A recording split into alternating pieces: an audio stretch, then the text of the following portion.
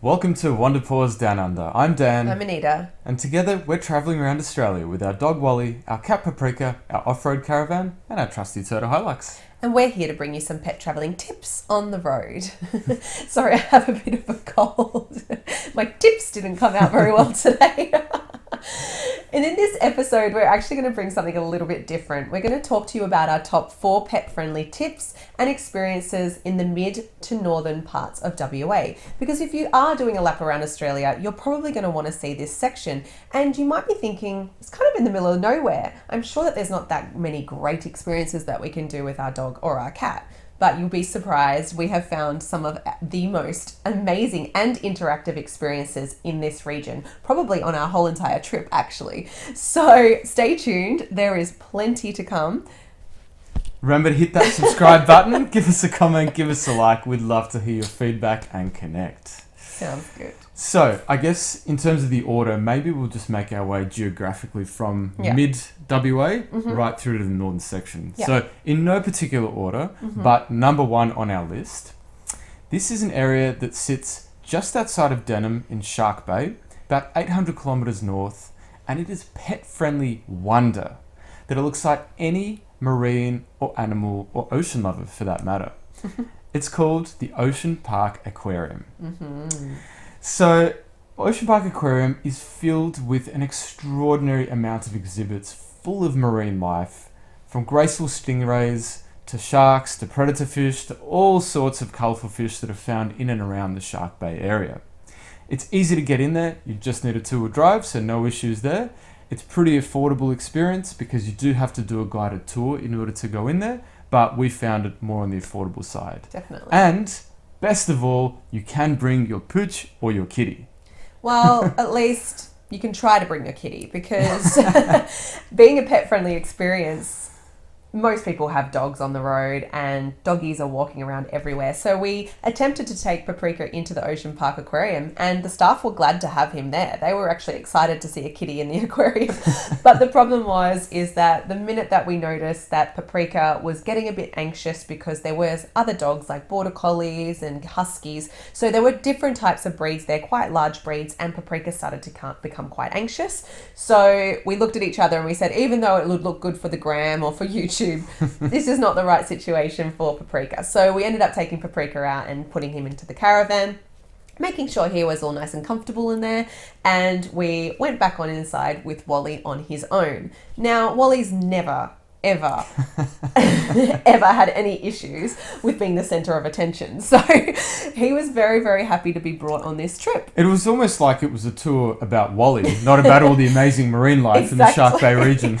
Everyone was laughing at him because Wally is just like a silly sausage, honestly. He literally was trying to lick like aquarium water out of the tank at one point, I'm pretty sure, waddling his little booty up the stairs and just making it all about him. But honestly, these girls, they are so knowledgeable. The tour guide knew every single thing you can know about the coral reef region, and it's a really nice way of seeing what actually is in the water around the bay. I honestly couldn't believe how interactive this experience was, and Dan might actually have to tell you a little surprise like that happens every single day at this aquarium. Well, so you obviously walk around and there's different tanks both indoors and outdoors, but as you get to the main outdoor tank, and tank is a term that I use loosely because it's not like a little aquarium tank in your lounge room. This thing is huge, and there's actually a boardwalk, so you walk kind of right up above the tank, and the tank is full of sharks. Not only is it full of sharks, but you have, and your pooch, have this amazing experience of being able to witness them being fed right there in front of you. Yeah. The feeding happens every hour, so you are guaranteed to see a feeding as part of your tour entry price, and what a spectacle it is. Yeah, look, it's unique. Like, I don't know about you, but I've never really been outside in the beautiful sunshine with my, my dog, and just over the top of like a tank that's got an open lid, and someone's just hanging some, some food over the ledge of the thing, and a shark's jumping out of the water. Like, I mean, I've never seen anything like it. So yeah, it's pretty incredible. It's really unique, and it's dog friendly, pet friendly actually. So for me, if we were trying to mark this experience out of 10, like for maybe pet friendliness, you know, accessibility for your pooch. Interactivity. Yeah. Yeah, it's really special. It's literally a 10 out of 10 for me. Yeah, definitely. Actually, I think I've realised now why Paprika didn't really want to go into the tank, because they started talking about the shark feeding, and he probably heard the keywords, and he was like, I've been annoying my owners for the past few weeks, you know, at that stage of the trip. Let's just get back into that caravan. We're going to deliver him in a nice little backpack. There was a thought, but, you know, that's... We would never. Promise. Even if we thought about it. I agree, though. 10 out of 10 every time. Don't miss this one. Yeah. It is a fantastic morning out. There is also a cafe on site, so if you are feeling a little bit peckish, if all that shark feeding has got your hunger going, then, you know, you can go eat something there. Preferably you won't be the one that is getting eaten. No. And the really nice thing just to add about this facility is the whole entire premise is pet friendly. So you can sit at the cafe, you can sit indoors, outdoors, go through the whole entire aquarium, and yeah, you don't ever feel uncomfortable for having your pooch or your kitty alongside of you. And the staff will make you feel welcomed. Fantastic. Shall we move on to number 2? Sure. Well, we don't have to go very far. So staying within the Shark Bay area and only a half an hour drive from the Ocean Park Aquarium or a 20-minute drive from the town of Denham sits another destination that allows your pet to not only view the proceedings, but also actively participate and live the experience.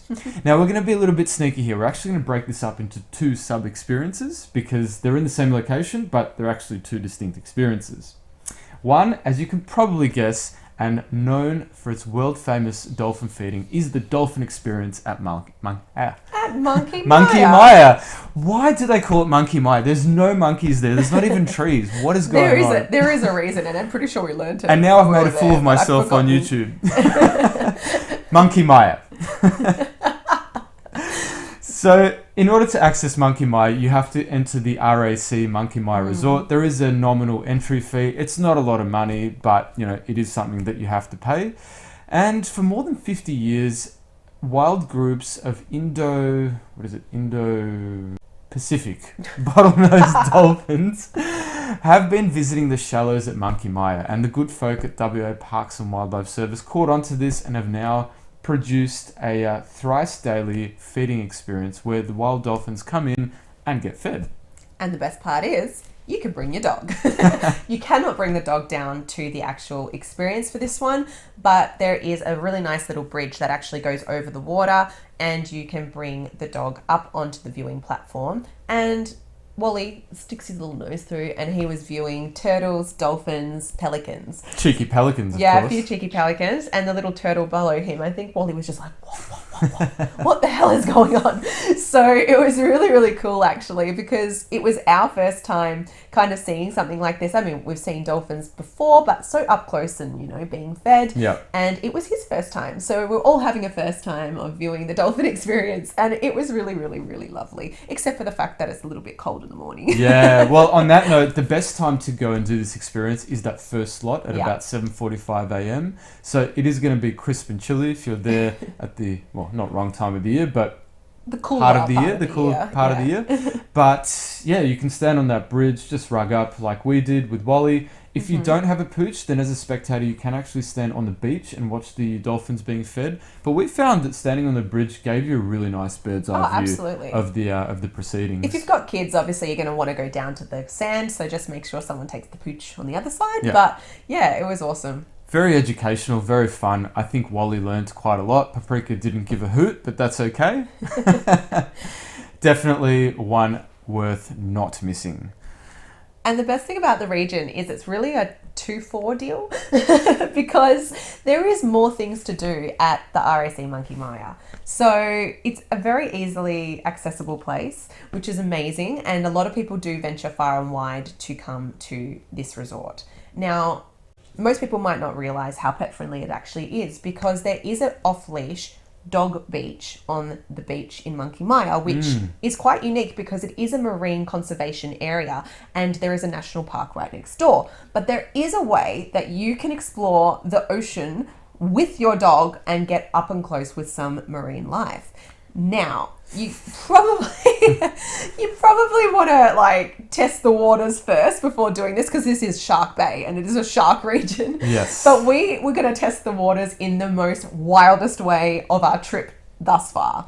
We were going to jump on to a kayak with our dog Wally and our cat Paprika, and boy oh boy was that an experience in itself. I just want to wind this back a sec. You did hear right. We were going to jump onto a kayak with our dog and our cat, who have, by the way, never been on any marine craft whatsoever before, not even a boat. It could be considered, you know, pet cruelty, but... Well, we did mention that Paprika was annoying us for a period of time, so, you know... Well, we didn't take him to the shark tank. I mean... No, honestly, we were... Look, Paprika is a very adventurous cat, so this is not a try at all for every single cat out on the market. I mean, out there in the world. So look, our cat has been adventurous. At this point, we'd already taken him to multiple beaches and he had explored, you know, many different shores, but just not off the shore. So if you can find it in your time at Monkey Maya, you can hire kayaks and go out with the dog and the cat. And look, when we said we were taking our dog, the guy at the kayak place was just kind of like, yeah, people go out with dogs all the time, thinking maybe that we were going out with like a sausage dog or something, bringing our giant dog that takes up more room than a human being, and then rocking up with our backpack with the cat. He was literally like... He did a double take. He was did. trying to have his lunch and he just put his sandwich down. His name's Mick, by the way, at the Paddling Monkey. He was just like, what? And look, we gave it a good red hot crack. And let's be honest, it's not that easy to balance, you know, me, the cat, and the dog into a kayak. So Try and film it all. And try to film. Yeah, look, it was wild, guys. It was wild. But we did get on the water and we did travel a little bit up and downstream, but we decided it would be a lot more fun without the pets at one point. But we did do, you know, we got out on the water. To be honest, the cat was actually surprisingly the really chill one. I think because he doesn't like water and he doesn't like getting wet, he just accepted the fact that he was in a reality that he can't change. So he was really chill. He was happy to be on a dry kayak. He was kind of slacking off on the kayaking, like paddling though, he didn't do too much. But Wally, on the other hand, Wally, you know, is a bit of a marine dog. I think he was an otter in his previous life. And he was only too happy to try and jump off the kayak. And when you jump off a kayak, if you've been in a kayak before, we're not talking canoes, kayaks like to... So when we sort of saw that balance wasn't going so well, Wally had to hop off and I went a little bit upstream with Paprika, but definitely Wally and Paprika aren't a good combo in the kayak together. I think next time we'll take a kayak each. I think so, yeah. I'll take the cat, you can take the dog. But look, we did get some really interesting footage. You know, as you can see here, there is real evidence that this happened. Yeah. Definitely check out this place. It's the only place where you can hire kayaks in Monkey Maya. Look, I wouldn't say it's on the cheap side, but you don't really have a choice. But definitely well worth the laughs, and Mick does have good quality gear there. So yeah, you can hire it by the hour or by the half day or full day. Really fantastic way of seeing Shark Bay. And if you've got a little dog, like you can literally go all the way up to the very corner of the national park, and it's a really, really beautiful way of seeing the bay and seeing the marine life, because Shark Bay and Monkey Maya are just full of ocean life. Yeah. It is crazy, guys. Like, this is the best place in like Australia, I reckon, to see marine life. Definitely. So with pets. yeah, it's absolutely pet friendly. And like, okay, there's a little bit restricted sections here and there, but the fact that you can take your dog to the beach, you can go on a kayak, and you can go to a dolphin experience, that for me is 10 out of 10 for pet friendliness. 10 out of 10 every time. Every time. Dogs have to be on leash at the experience, by the way, just as you know. And yeah, just keeping to the restricted areas that are dog friendly. So, moving up the coast, we're now going to take you to the Dampier Peninsula. Ah, yes. 200 kilometres north of Broome, along the Broome-Cape Leveque Road. It's a sealed road, but once you get to a place called Jar Jin Campground, you can get on what's called the Bundy's Aboriginal Cultural Tour with your furry friend by your side. So, we actually found this via TripAdvisor, and we'd been trying to do an Aboriginal cultural tour as part of our WA leg of our trip, and you did some good work there. Well, we actually didn't know that it was pet friendly at first. When we spoke to the guys booking the tour, they were like, of course you can bring your dog. And we were like, what? We're literally all like thinking we're going to have to put Paprika and Wally into the van and it was just going to be, you know, a day away from them. But it became all of a sudden this interactive, again, experienced where Bundy was like, well, we usually bring our dogs, you know, like, of course you can bring your dogs. So yeah, that was like a big surprise for us. So that's why we wanted to let you know in this little secret. Yeah, and this experience will not only feed your bellies because there's bush tucker involved, but it also feeds your soul and hopefully the soul of your pooch, because you get to find out all about the amazing country in which we live in and in which the Bardi country lands lie. Absolutely. And yeah, what a treat it was. To be honest, this was probably one of the highlights of our entire lap of Australia thus far.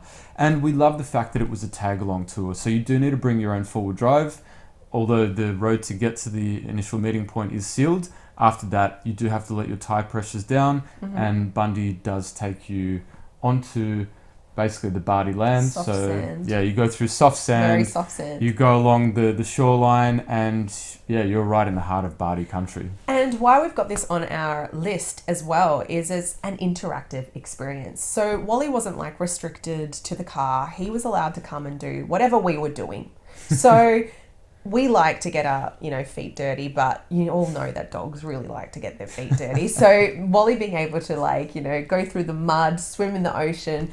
Unfortunately, one thing that takes 1 point off for me for, you know, dog friendliness is it is a croc region. So, but you have to be a very good croc. Saltwater crocs, we're talking. Yeah, saltwater crocs. So you have to be a very good, you know, pet parent. And even though he is allowed to be off leash and he is allowed to wander around, like depending on your dog, depending on your cat, depending on whatever you're bringing with you, your bird, I don't know. But just make sure that you have some sort of recall, some sort of control. And if you don't feel comfortable with that, can keep them, you know, by your side. It is hot and exposed, so there's not a lot of places for the dog to lay in the shade, because shade means croc territory, kind of mangroves. Yeah, definitely. So you have to bring your own water, bring your own shade, and kind of just, you know, think ahead for your pet. So in terms of that, it's not necessarily super pet friendly in terms of what's being provided, but the experience itself is interactive and pet friendly. And to be honest, like, what an amazing adventure. What did we do, Dan? Well, other than driving through amazingly unique and wild lands, most beautiful white sand, most beautiful water, you get to go and find lots of bush tucker. So you walk barefoot into the mangroves, you're looking for pippies, cockles, tree oysters. Bundy was telling us all about how they find fresh water, how they find food, what sort of food sources are around. And basically and you get right in there and start finding the food. And the food that you do it's find... It's a hands-on experience. That's right. That's your lunch. So Wally wasn't particularly useful. I mean, he did try and help us out with a mud crab, as you can see on the screen. But, you know, I'll admit, we didn't also find the mud crab. That was all Bundy. We had to put all credit to Bundy on that one. But we did get the rest of the stuff. So tree oysters, I didn't even know what tree oyster was up until now. Cockles and pippies. They taste really good. So you can also go do a bit of spear fishing, but just watch the tides, because when the boys went out to do some spear fishing, they came back real wet, and the tide was coming in and was above their head. But it was just such an amazing way to connect with the first inhabitants of this land, and they've been continuously inhabiting it since the very beginning, you know, since landing in Australia. Just incredible to hear the stories. Yeah.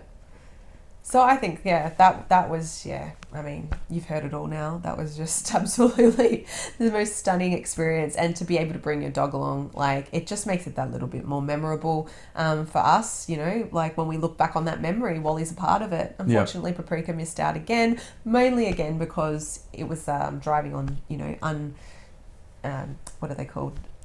Unsealed roads, sorry. And he's not a big fan. He's not a fan of it, and also being, you know, croc territory and all of this. We have to make our choices based on, you know, what works for us. And for Paprika, it was a no-go, again, having other dogs around. So for Wally, what a 10 out of 10. For us, I think for pet friendliness, maybe like a 8, just because of like the exposure, the crocs, and just certain things. But in terms of the whole experience, it's definitely a 10. Unforgettable and unmissable. Yeah, definitely well worth it. And also it's quite a reasonable cost, because we had been looking into various cultural tours throughout our trip. A lot of them can get quite expensive. This one, I think, was probably the most affordable one that we saw online. You can Yeah, just it book was through reasonable. I either remember. Jargon Campground or just find Bundy's Aboriginal Cultural Tours online. And try to go maybe when it's not 36-degree day like we did. Yeah. But, you know, if you're up there, you're up there. Do And it what you just can. shows just to ask, can I bring my dog? Because sometimes it might not be mentioned on their site because it's not something that they think about being pet friendly. Yep. But yeah, you never know. They might surprise you. Yep. One thing we did forget to mention is, other than cooking up that amazing bush tucker that you find, there are also ancient human footprint petroglyphs. Yeah. So these are fossilized human footprints that have been there for God knows how many thousands of years. Crazy. What an incredible spectacle to witness. Yeah, it was quite the download Yeah. of amazing information. So, on to number 4, lucky last. If you're game enough to head up the Gibb River Road, there are plenty of places to visit along the way. You can check out, we've done a 3-part series on the Gibb, but the one that really stands out for me, and I'm sure you would agree, We have agreed on it. is down a really, really rough four-wheel drive track. It's about 5 kilometres off the Gibb River Road, down a track, a really nasty one. A really nasty track. We're talking like 9 out of 10 rough, to the point Yeah, where you it's will need rough. to actually unhitch your caravan about 1 kilometre into the track and then drive the rest of the way with your four-wheel drive. Yeah. It's that bad. But it's a place called Adcock Gorge. Adcock. Oh my gosh, that's because there's so many good gorges. There's so many good gorges. on the Gibb River Road. So I'm not surprised that you would get confused because they are just so stunning. Absolutely. So Adcock Gorge, in order to get there, you've got to drive down this hectic four-wheel drive track. Once you get there, you basically take your pooch, take your kitty. In this case, Paprika did come Paprika with was us. welcome because we did a little bit of a check to make sure that there was no other cars that had any dogs. So And it was just too hot to leave him in the caravan. that too. Oh, actually, that's really the reason. I just remembered. Nobody actually wanted to bring the cat. Don't but, you know, say that. he came anyway. So you cross the little lily pond. It's just a short hike from the campground. I think maybe 500-600 meters, and you get to this huge, deep, shaded pool with cliffs on all 3 sides around you, and a waterfall. And a waterfall. And I'm sure after the wet season, the waterfall will be gushing a lot more. I've seen photos of this gorge, closer to the wet season, and it's just bountiful. Yeah. But we were there at, the driest time of the year. So it was still absolutely stunning, though. It looks like utterly prehistoric. Yeah, it's just gorgeous. It's just got those ancient Jurassic vibes, and Yeah. you've got the birds that are nesting in the tree, nesting like in the vegetation that's growing out of the cliffs. Yeah, it's just true. absolutely stunning. And we were really lucky to be there initially when there was no one there again. And, a couple of people came and were wowed that there was a cat at the gorge. So whoever I was that- wowed at if that anyone- cat. Was a gorge. If anyone that we met while we were at the gorge sees this video now, you'll see, you'll remind yourselves. But yeah, we literally were able to bring the cat there because the hike in is actually not too hard, which was like a big tick for us because it's really hard in that kind of heat with Paprika being in the backpack. You don't want him to overheat if you're on a giant walk. So the fact that we could actually just walk in pretty easily, not having to climb too many rocks or anything like that, it was pretty easy to get in. Wally's like an experienced hiker, so there's nothing to think about there. But yeah, we were so surprised, weren't we? Because Paprika literally, so we had him just initially in the cat carrier. We didn't think he'd want to come out, but he was meowing and meowing and meowing. So we thought, He's well, an maybe... adventure cat. He wanted to do some exploring. So we were thinking, all right, we'll put your harness on, put your leash on, and you wouldn't believe it. This cat walks all the way up to the ledge, over the rocks, having a look, going, where are those crocs? This is not a saltwater croc region, but I think there's freshies only. There could be freshies in there, so you still have to be very mindful of your pets, just in case, But yeah, so... Paprika was way more adventurous than we imagined. So I guess this is what made it one of our most top pet-friendly places as well, because it just, it was one of those experiences that we're going to remember for the rest of our lives, where we had Wally and Paprika in this prehistoric, gorge, just all together. Yeah, it was so incredible, and It you was can a bit obviously manic at it was a little bit manic, but you can obviously swim there, so the Yeah. water is nice and cool and deep. So Paprika the dog didn't swim though. Paprika didn't swim, but we had a great time, and yeah, like you said, we had the place pretty much to ourselves most of the Yeah. time. There is quite a large sort of bank where you Yeah, can spread you out can if there spread are out. other people, but we did find this is one of the less visited gorges, maybe because that track to get in is And it was is quite shady. fun. But yeah, It was is actually shady, so that Mm. was a huge thing. So it means that we could stay a bit longer. And if you've got pets, you know, they've got somewhere to chill. And obviously, you know, fresh water. Wally was just drinking the water from the gorge. And we always bring something for Paprika anyway. But yeah, it was really good. So if you're thinking about pet friendliness, I mean, the walk in was pretty easy to do with pets. So I think that could be easily like a 10 Yeah. or like an 8, 9. Like, it was easy. It wasn't too long and it wasn't, you know, strenuous. What else? There was plenty of shade, so Plenty of that shade. gives a big tick. Mm-hmm.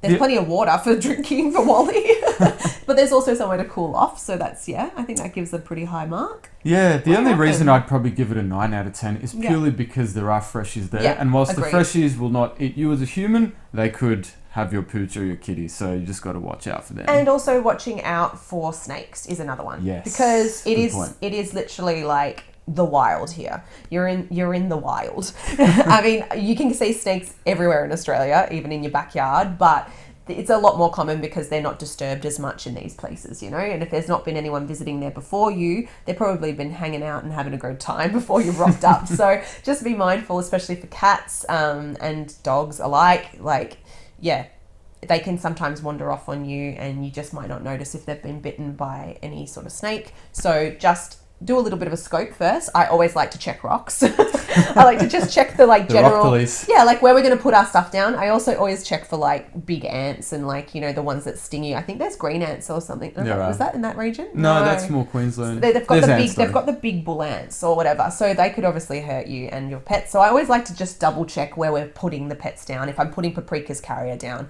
those are simple things. So yeah, I agree. Maybe like an 8 to a 9 based on, you know, wildlife being interacted with. You kind of have to be a bit more cautious, but lots of fun. Amazing. Just bring your high clearance forward drive. Do not attempt to do this in anything other than that. Or you can do it for a very, very long walk. You can. Yeah, like Yeah, you'd it's from the Gib.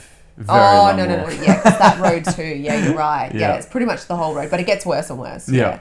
The cost is obviously 0, which is a really big bonus. Hey, And yeah. chances are you probably have the place, if not partially to yourself, then fully to yourself. And honestly, there are just so many cool places that are pet friendly on the Gibb River Road. So if you check out our other episode, Yep. like you'll see some other amazing gorges where Wally in particular had literally just loved life. Yeah.